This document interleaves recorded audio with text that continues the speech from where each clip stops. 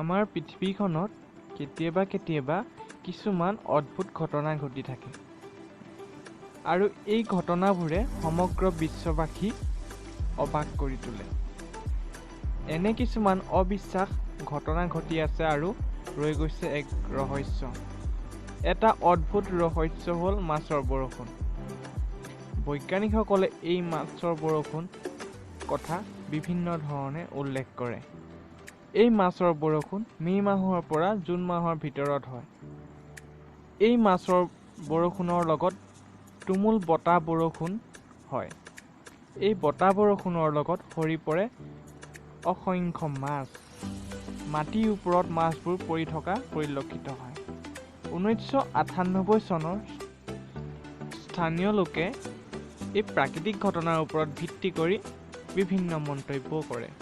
যদিও ফ্ৰান্সৰ এজন বৈজ্ঞানিকে কয় যে আটলাণ্টিক মহাসাগৰৰ ওপৰত হোৱা ঘূৰ্ণীবতাহৰ লগত উৰি আহে এই মাছবোৰ।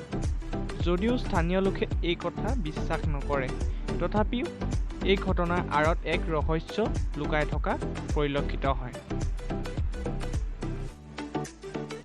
এই মাছৰ বৰষুণ প্ৰতি বছৰে হোৱা দেখা যায়। গতিকে বন্ধুসকল, ভিডিঅ'টো চাই কেনেকুৱা লাগিল সেইটো কমেণ্ট কৰি জনাব।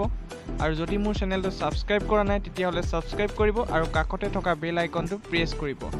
আৰু তেতিয়া আপোনালোকে নতুন ভিডিঅ'বোৰ ন'টিফিকেশ্যন অতি সোনকালে পাই থাকিব। ধন্যবাদ।